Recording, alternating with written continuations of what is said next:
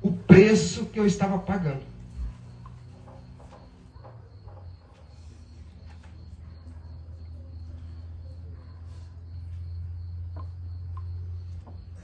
E aí nós aprovamos o projeto de lei. Um projeto de lei fundamentado na hermenêutica jurídica, nos princípios do direito constitucional, com substância, com conhecimento jurídico, não é essa conversa estúpida de voto impresso, de código-fonte, essa ladainha imbecil de técnico de informática. Por que que você tem que ter as palavras certas? Porque o direito é feito de palavras e as palavras têm significado. Se você não sabe o que você está falando, você não sabe as consequências. E o Congresso Nacional está cheio de analfabeto. A presidência também.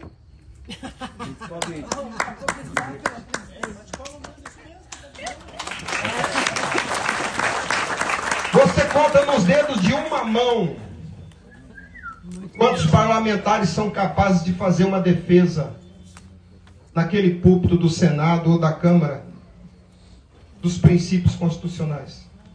E até hoje eu não vi nenhum fazer.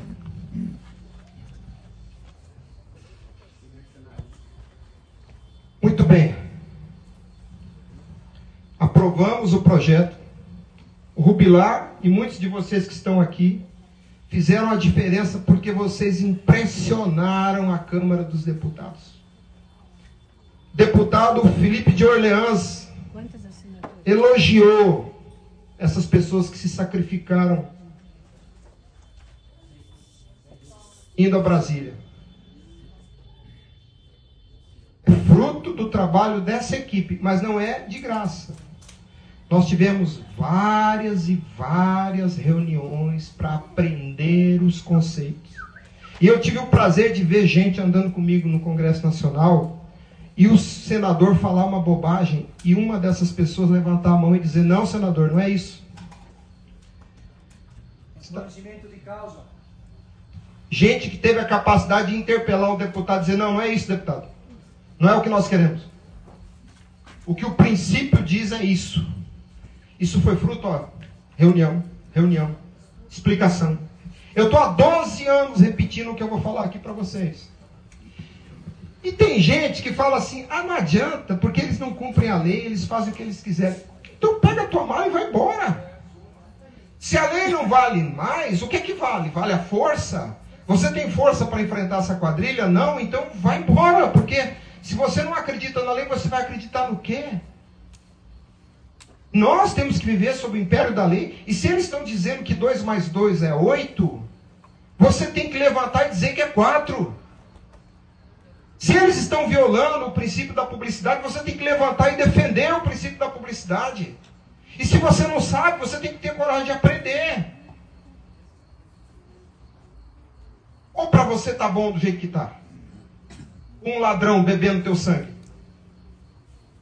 Como diz a música lá, o que é que há, meu país? Está sobrando paciência em vocês. Está sobrando paciência. Mas o que nós vamos fazer? Vamos quebrar a janela? Não! Não é quebrar janela, é quebrar argumento. É você ter a capacidade de olhar para um juiz, um ministro, um senador e dizer: o senhor está errado. Que nem eu fiz com a moral. Exatamente. Tem que encarar de frente. Exatamente. Essa turma que vocês estão vendo aqui com essa camiseta preta, sabe o que eles fizeram? Com a nossa assessoria. Eu não posso estar lá o tempo todo, porque a minha cabeça está a prêmio dentro da Procuradoria do Estado. Hoje, eu estou respondendo a um processo administrativo, mais um. A minha esposa acompanha eles, porque ela já aposentou. Ela também é advogada pública, procuradora federal. Mas você sabe o que essas pessoas fizeram? Eu não sei quantos sabem. Essas pessoas paralisaram um projeto de lei que era encomenda do Supremo Tribunal Federal. Um projeto de lei que tinha o patrocínio do governo do PT. Essas pessoas aqui fizeram parar.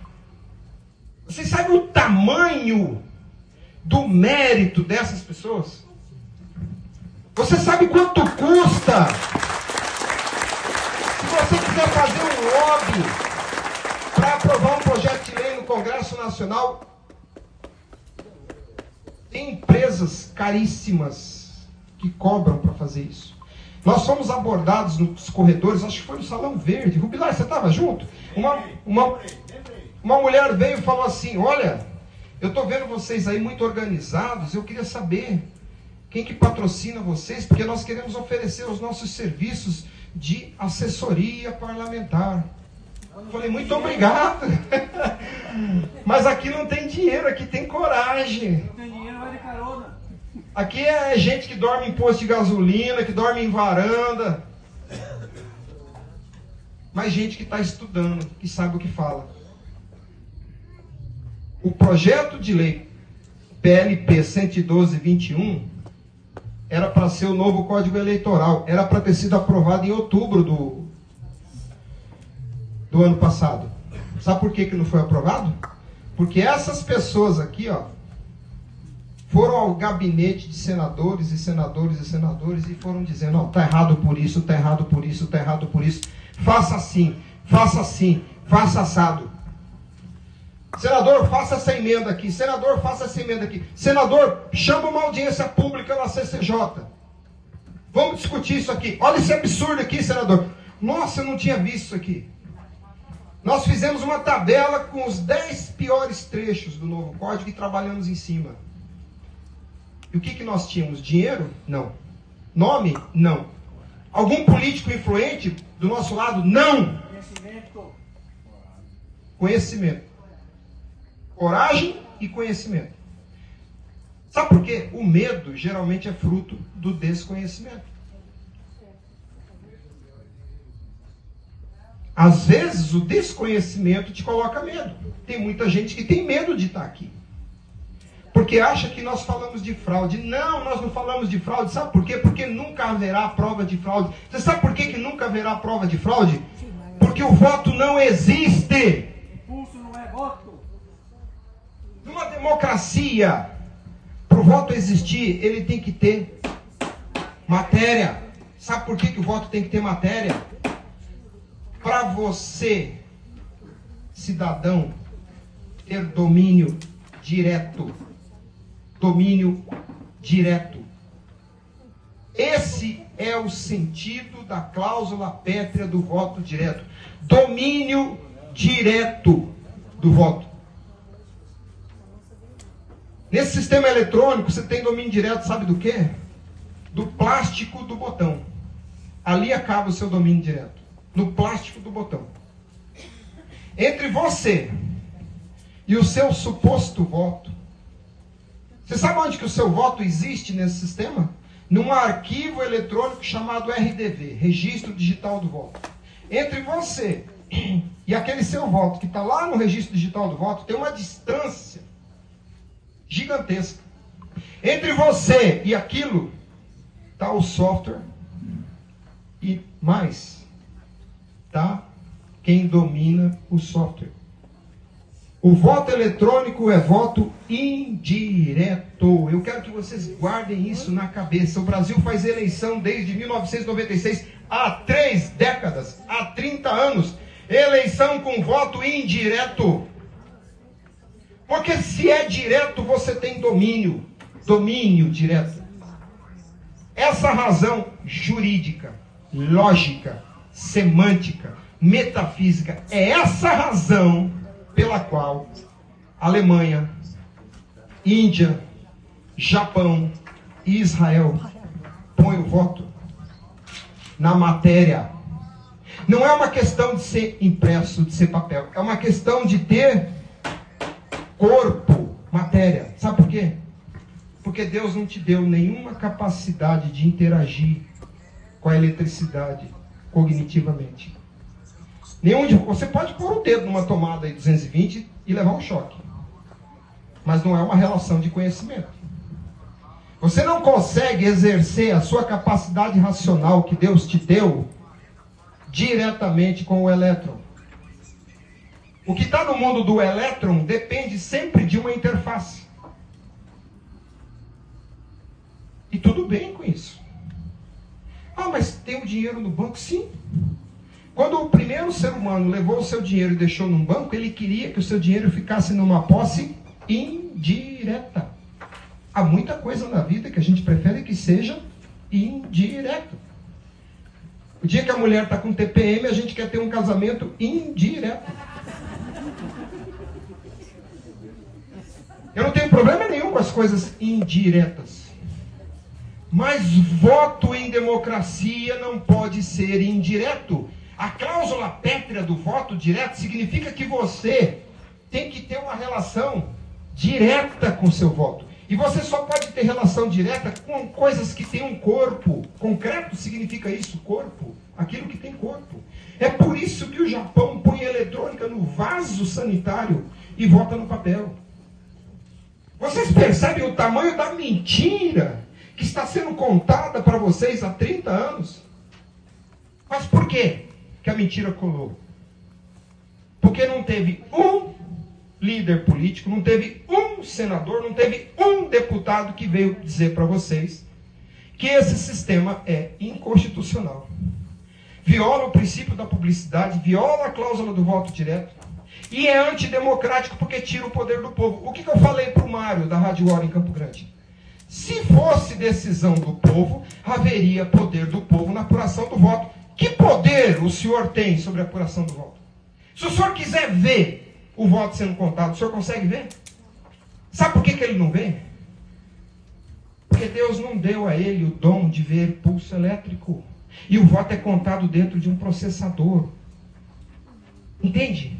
Se a Constituição diz que o voto é direto, mas o voto é eletrônico, e por ser eletrônico ele é indireto, o que eu digo então? O voto não existe. Cavalo, para ser cavalo, tem que ter 4 patas. Senão não é cavalo, é um monstro. Pode até nascer um potrinho sem patas. Ele não será um cavalo, ele é um monstro. Se o voto que se apresenta para você como sendo voto não está sob seu domínio direto, que você, com os sentidos que Deus te deu, você pode dominar, se não é assim, não é voto. Portanto, o voto não existe. E se o voto não existe, como é que você vai provar a fraude de uma coisa que não existe? Juridicamente não tem como provar. Ó, vamos dizer que essa aqui é uma bolsa de marca, caríssima. Mas essa aqui é falsificada. Ele comprou no Paraguai, falsificada. Para eu dizer que essa bolsa é falsificada, eu preciso conhecer a bolsa original. Se não existir a bolsa original, como é que eu vou dizer que essa bolsa é falsa? Antigamente, lá em Ponta Porã, vendia um tênis que a gente chamava de chinesinho. Sola branca. Todo mundo gostava de usar ele para jogar futebol de salão, porque a borracha dele era muito boa, grudava no chão. Mas também tinha os caras vendendo chinesinho falso. A conga era um horror. Eu andei muito de conga. Aquilo escorregava igual um sabão, a conga. Não dá para jogar bola de conga. O que chute era melhor, né? Mas não dá para jogar salão de que chute. O chinesinho tinha para vender falsificado também lá no Paraguai. Mas a gente sabia se o chinesinho era falsificado pelo cheiro do látex. Como é que eu sabia? Eu conhecia o original. Agora você foi lá votar. O seu voto saiu da consciência. Entrou no processador do computador. Cadê o original do voto? Onde que ele está? Ficou na consciência. Como é que eu vou provar que a cópia é igual à consciência dele? Não dá. Sabe por quê? A única pessoa que pode dizer que o voto é verdadeiro é o votante. Só você e Deus sabem o que você votou. Se você não tem um corpo mostrando a sua vontade gravada, como é que alguém vai dizer que o registro é falso? Não há prova de fraude, nunca haverá prova de fraude, porque o próprio voto não existe. Por isso nós não falamos de fraude. Esse pessoal aqui, que já gastou horas e horas estudando, não fala de fraude. Nós falamos do princípio da publicidade, princípio constitucional, que significa que o ato do agente público tem que ser compreendido pelo povo. Se o povo não entende o ato do agente público, o ato é secreto. Público é o ato que o povo entende. Sabe, você está lá na pizzaria na esquina, 2 carros colidem. Você viu o acidente. Aquele fato é público. Porque você viu, entendeu e colocou no seu domínio cognitivo. Ele passa a ser seu. Sabe aquela decisão da Copa do Mundo que você viu a cobrança do pênalti? O fato daquele pênalti passa a ser seu, porque você conhece ele. Público é isso. O fato que o povo entende, conhece. Isso é público. O princípio da publicidade significa isso. O ato do agente público tem que estar na compreensão do povo, à disposição do povo.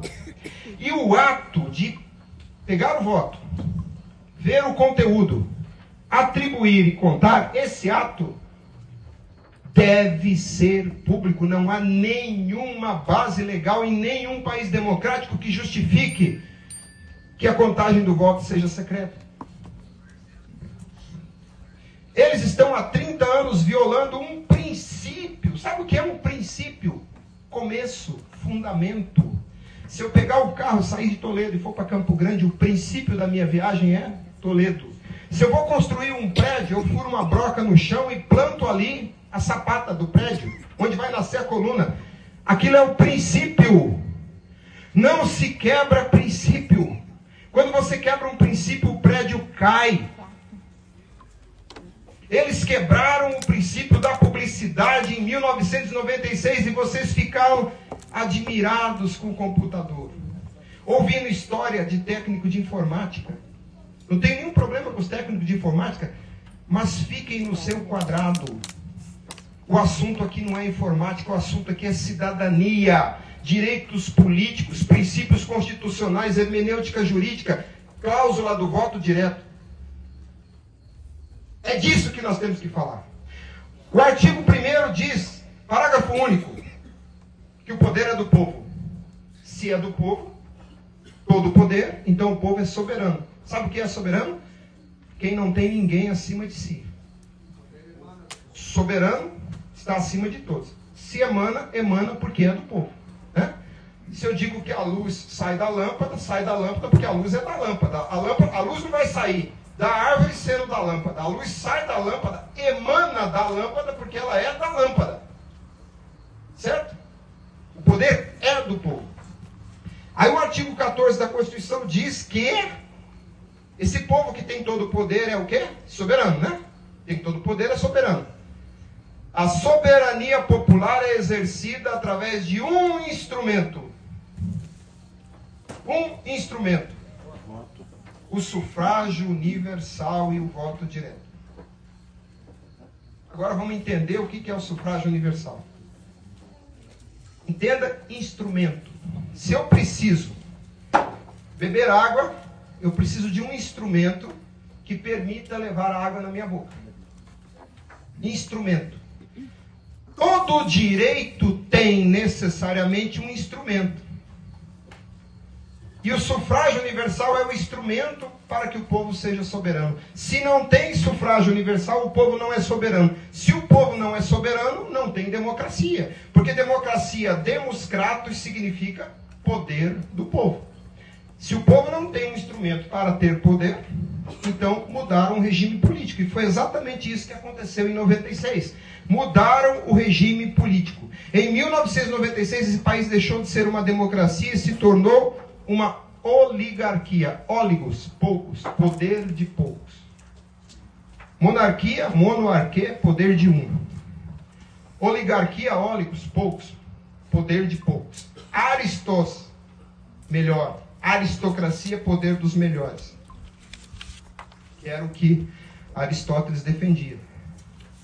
Aristóteles diz que a democracia é a corrupção da monarquia. Por quê? Porque na democracia, nos moldes em que ela acabou se conformando, e eu não sou contra a democracia, mas vejam, nós não temos como ser guiados por um